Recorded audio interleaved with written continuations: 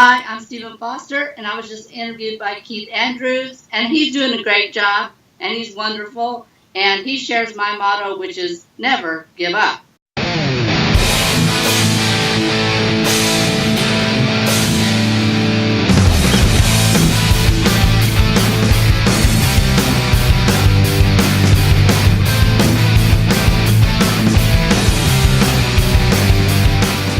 Gentlemen, welcome to the KeithAndrewNetWork. This is 521. I'm here as Stephen Foster, and I just want to say thank you for being a guest on my talk show. Thank you, Keith. It's great to be here. No, the honor's all mine. For people who want to know what my talk show's about, the whole point of my talk show is to show people that even with having a learning disability, I can still amount to something. And at the same time, I'm able to turn myself into an example for people out there dealing with any types of learning disabilities and disabilities. They never give up and prove people wrong. Prove to them that labels do not dictate who you are and who you're going to be, and to prove to them you can stem out to something. So hashtag break the labels. That being said, half hour of your time, you can say anything you want, talk about whatever you want.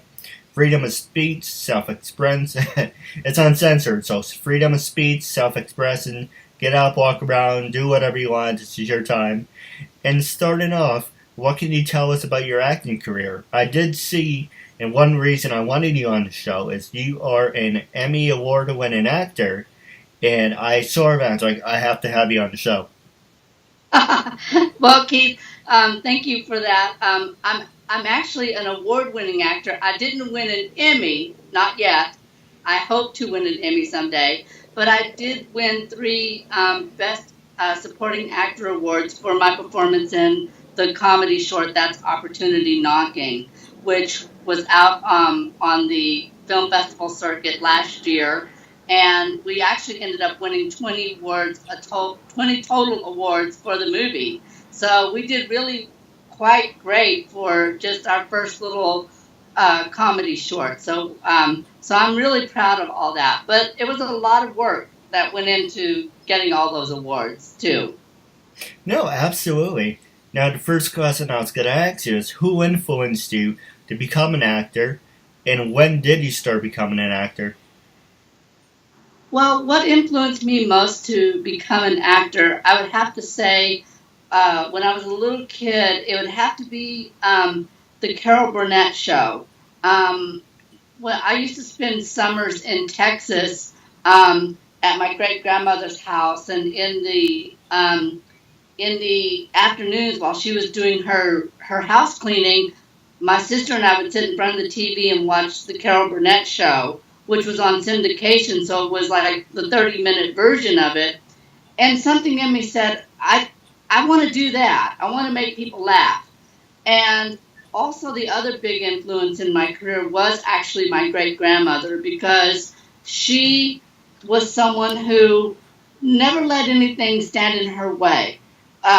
Even though she was a housewife, her day was regimented into things that she had to do, and she always accomplished them. And that set a big example for me in my career. But my actual ambition to become an actor didn't really get going until I was in the 9th grade. And in the 9th grade, I took a stagecraft class, which was acting and backstage work. And our teacher was very ingenious. She made us sign a contract for a grade. So however you did in class in terms of how much you participated and how much you gave, that would determine whether you got an A, B, C, or D, or fail. And, of course, I got an A because I put so much time and energy into the craft of what I was learning. And my first job in theater was publicity and prompter and props. And so, and in that class, we actually were forced to be on the stage. So we actually had to act. So that was my first real feet into the water in terms of acting. So that was my inspiration. So it was a combination of different things that made me want to become an actor. No, absolutely. Now, what was it about the Carol Burnett show that influenced you? Well, I liked the fact that every week she would play about two or three different characters. And what I loved about her was she would embody the character 100%. She never played something to say, I, Carol Burnett, am funny.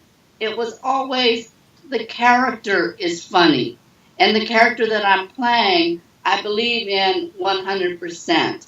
And so it was this in depth character work that I believe that she did that really influenced me. And the writing was really great too. She had really great writers. That's true. I always thought about dressing up like a cowboy and doing the whole trying to do the impression. Southern drawl, like if I'm the South. But then there's gonna be people who's like, oh, that's really funny. You can do the Southern drawl, if I'm the South. But then there's other people back in and be like, yeah, that's offensive. You can't do that. It's fake news. It's not like that. But you can't. I don't pussyfoot around with anyone. I am who I am. I express who I am. And that's you either gotta take me for who I am or you're not. If you don't want anything to do with me, it's like, fine. There's the door. Go make friends with it. But I'm not going to put myself in a bubble and be like, oh well, I have to act like this because this is what people expect from me. So put myself in a little bubble. It's like, get the hell out of here. It's like, I'm not going to do that. Well, Keith, I think that is one of the main components of what I love about being an actor is it lets you be different characters and you can say things as a character that you couldn't normally say as yourself. And that's one of the reasons I think, an Archie Bunker was really funny back in his time because he could say things about politics and about people, but it wasn't the actor saying that, it was the character saying that. And that's really what I think art is about. Art is about taking things from life and making fun of them, poking fun at them, poking fun at ourselves, poking fun at the world, because I think, that's what acting is about. It's about creating characters and creating circumstances and sort of holding a mirror up to the world and saying, see how weird we are or how unusual we are and how different we are and how it all bleeds together and fights and all kinds of stuff. I think that's the whole kit and caboodle about art is you don't have limits in art. No, absolutely. There's a fan-made parody of Jurassic Kingdom where they're showing off the Indominus Raptor. And it's basically the Indominus Rex, but they shrunk it. So they call it the Indominus Raptor because it turned out they wanted a raptor form, but it's still T-Rex. Either way, they were showing it off. It's like, oh, it's the most feared animal in the world. But they changed it to, it's the most feared animal in the world. And it's like, it's a human being. It's sad, but it's true. Humans are like cancer, unfortunately, because yes, humans do great things, but at the same time, most of them are like kind of like a freaking disease. Well, I think that everybody is flawed and the human nature. No one is perfect. And, some people are awful and some people who you look at as great are not so great. Some people who are horrific might have good qualities. It's a balance and people are never one thing. There are many layers to different people, and that's what I find interesting about the human condition.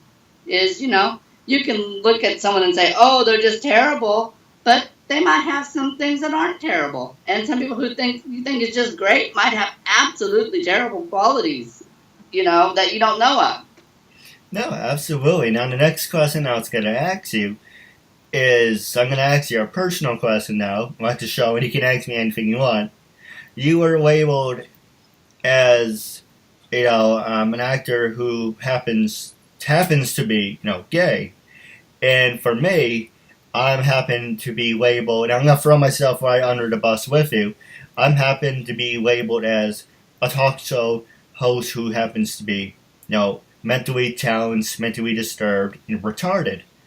So the next thing I'm going to ask you is about stereotypes. Have you ever been labeled, or labeled, socially labeled, or per se, for the people around you, just labeled in general as a certain part? And what I mean like stereotypes, like have you ever been labeled as a certain role? Well, when I was growing up, I was very small. I was born 3 months premature, and it took me a very long time to mature and to grow up. And right now, I'm only 5 feet tall. I have a weird high voice. Now, I grew up in Texas, so you can imagine what it was like for me to grow up in Texas, being really short, having a real high voice. I got labeled and called things all the time. I mean, I see all these things about kids being bullied now, and and it's so tragic, and these poor kids kill themselves, which I think is horrible. But I was labeled, stereotyped, made fun of, picked on, beat up. I mean, all that stuff happened to me. All that stuff that I hear going on in the news today with kids, and especially gay kids, all that stuff happened to me. And, luckily I came from a very strong family, I guess. I came from a very fighting family where, you don't take things like that lying down. And my mother always taught me to stand on my own, that no one was going to stand up for me. The school wasn't going to stand up for me. I was sort of on my own. And I am happy and thankful that I had a mother that did not, like, mother call me or baby me and make me feel special or anything like that. She just said, you're on your own, and it's gonna be tough for you, but you gotta learn to endure. She didn't tell me that, but that was the lesson I got from her, and thank God I did, because it served me in my career. Because when you're an actor, you get stereotyped no matter what you do. You get put in a box. You walk into an audition, they tell you immediately what you are. You're all these things happen in the acting career. You get banged up, you get hurt, you get ridiculed, you get told at an audition you're no good. So all of those stereotypes absolutely happened, but they absolutely made me stronger, because I said, well, that's your impression of me, and you may think that, but you really don't know me. And people can stereotype you or put a label on you, but that doesn't necessarily mean it's the truth of you, and it doesn't mean anything about you, especially if someone doesn't know you. No, I agree, and I can actually relate, because, people, for me, I was really, like I said, labeled handicapped, mentally disturbed, mentally disconnected, retarded. I read and learn at a 5th grade level. I'm pretty much like you, and you can probably do laps around me, but I'm pretty much like you, only I learn at a scale back. So, like year 10, I can be like a 5. I can still do what you do, but I hesitate more. It takes me longer to get comfortable in a situation to do something. But once I'm capable of doing it, I just do it. And I have people that actually talk down to me. at one of these former jobs I used to have, I'm never ever gonna go back to. Won't mention the name, but I just say it starts with an off. But they can probably go off themselves. But one of the jobs I was working at, off whatever, the woman would talk down to me, and it's like, first off about the job, I was set up to fail. Number one, the guy liked me, he wanted me there. The woman did not like me, she did not want me there. So they would always, go back and forth. I want Keith here. I don't want Keith here. He's a good worker. I don't care. He's a good worker. I don't want him here. And so, I walked into a situation about that, and that was my stupidity. But how she talked to me, I was like, all right, Keith, you see, what we're going to do now is put the bottle on the table. We're going to decorate the table, and we're going to make it look nice. And I was like, I can't do it. And I bit my lip so many times where I wanted to imitate her, like, all right, you want me to set the table? I can do that. And I didn't want to instigate with her and make it feel like, he's talking back to me. This is exactly why we didn't want him here. But, I also had, I worked at U.S. Polo. A horrible store. I never want to go back to that freaking place. Even though I'm on the do not rehire list, so whatever. So the guy, basically, he was a racist. And a couple of things he said was, this is how he talked. I took my son to, and I happened to give him a southern drawl. No disrespect. And it's like, well, I happened to take my son to the post office, and my son said to me, Daddy, why did you talk to that color man? And I was like, wow, your kid is 6, and he's really, really hitting the home runs on that one. And instead of saying, son, don't talk to him like that. You be respectful. Everyone should be treated the same. He's like, whatever. He works there. I was being friendly. And that was tip number 1, but I knew the guy was a piece of crap. Tip number 2 was every single time I messed up, he said to me, and I wish I had a quarter for every time I said this, and I'm being sarcastic. He said, this is why we do not deal with people like you. And I said, if I was black, if I was Spanish or Asian, I can actually say, you're being racist. And I used to say to him, hey, have you ever heard of Americans with Disabilities? Yeah, but you're not recording the conversation, and how can it's my word against your word? But every single time I messed up, we went to the offsite. I had the dolly. I don't know, it's like a fork thing. You has the hand. It's like a cart, basically.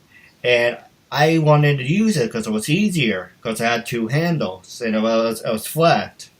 He said, no, use the one that you have to hold up and you pull back. And I'm like, okay, that's got to be a little more difficult, but whatever. And I used it, and I accidentally hit the wall, and the whole thing fell over. And I'm like, God damn it, Keith, this is why we don't deal with people like you. And I almost quit there. And then I said, you know what? I'm going to get back at you. So, yeah, stupid thing on my part. So I threw everything in the truck. It's like, hey, you got your boxes? I got your freaking boxes right here. Let's throw them in the truck. And the guy came over. What happened to the truck? There was an earthquake. Yeah, hey, Bob, did you hear about the earthquake? What? Exactly. He's drunk. He doesn't know what he's talking about. So yeah, the earthquake. They all fell over. But there's just stupid things where, you deal with a lot of prejudice. You deal with a lot of backwards ass people that they think they're better than you just because they are the manager or just because they're higher ups. Hey, my last job, I couldn't fold my way out of a wet paper bag. But I have something they don't. I did over 521 interviews, had a great bunch of interviews with celebrities. They can't hold a candle to that. They're too busy getting high, getting drunk, complaining about whatever they're doing. The difference is, you're going to be doing this for the rest of your life, being stuck in this hellhole. But I'm going to be doing other things. But, it's the whole retail market and everything. It's going back to you. It's easier to stereotype and talk down to people than actually saying, "Well, can you show me what you can do?" Well, I think that's so much of our society is, we don't treat people as individuals. We treat people as group or as a label, or people don't have the time to stop and explain things, and people don't know communication. They don't know how to talk to people. People are so used to talking to people over the internet or through email, or not even to people directly. They talk to people indirectly through other people, and so it's a big mess. And if it's something like someone being racist or stereotyping people, that's just the part of this society right now that's really belligerent, and really it's epidemic in our society, where people have a feeling that they can say whatever they want to people, or they can treat people however they want, and there's no repercussions. And what I think is very interesting right now about this, let's take, for example, the Me Too movement, is you have people finally, after 40 years, women are finally saying, these men are kind of acting like assholes, and we're calling them out. But at the same time, a lot of those women, probably, benefited on some levels from that Me Too thing, use their female skills to get ahead, and are now going, oh, well, I had to do that to make it up the ladder. Well, it's a two-way paved road, sometimes. I'm not saying I justify any mistreatment, but what I'm saying is sometimes you gotta duke it out with people, and sometimes you gotta say to people right out loud, don't treat me that way. Right then, on the spot, not 40 years later, not 2 years later, but right then. And I think that's part of the problem, is you have all these people who are really, really, really belligerent and mean, and then you have people who are really, really nice and won't call someone out because they're afraid to lose a job, or they're afraid of their livelihood. And that's just the way our society is ticking right now. And it's like a ticking bomb, really, because things are gonna, blow up again, and things are gonna probably get worse before they get better. No, I agree with you 100%. I bet we end up in a recession at some point. Yeah. But I do have a couple questions for you, but we're going to take a quick commercial break. And then I do have a couple of questions for you off the air. But once we come back, I'm going to ask you one hard-hitting subject, and I'm going to pass the remaining time over to you. Asian Malo. I'm Cynthia Bastinet. I'm Sonia Fisher. This is Shane Smith. My name is Alexandra Bowie. My name is Amelia Clover. Hi, I'm Amy Linden. Hi, I'm Anita Nicole Brown. Meg Green. Hi, my name is Asata Caldwell. Hi, everybody. I'm Brooke. Hi, I'm Bryn Berg. Hi, I'm Casey Dunn. Hi, it's Cassandra Kavinsky. Hi, I'm Christina Briza. I'm Cindy Hogan. I'm Courtney Sinello. Hi, I'm Daisy. My name is Deborah Jane East. Hi, my name is Dinah Maasea. Hi, everyone. I'm Victoria London. Hi, I'm Heather Krona. Hi, I'm Heather Callahan Stevens. Hi, I'm J. Nicole Ralph. My name is Jamie Petrell. My name is Julie. My name is Julia Brankovic. Kathleen Wills. Kimberly Amano. Hi, Hi, my name is Laura Putnam. Hi, I'm Laura Chapanis. Hi, everyone. I'm Alyssa Damas. This is Michelle Mupo, a.k.a. Fuchsia. I'm Rachel Rivera. Hi, my name is Sarah Joy Mount. Hi, I'm Susan Brender. Hi, everyone. This is Venus Leone. Hi, I'm Cheryl Turner. Hi, I'm Stephanie Herrera, and I was just on the Keith Andrew Network. It was tons of fun. We used up all our time and then some. I really recommend this show, and try to be a guest on Keith's show. It was super fun. Ladies and gentlemen, welcome back to the Keith Andrew Network. This is episode 521. I'm here with Keith. Here's Keith Andrew. Okay.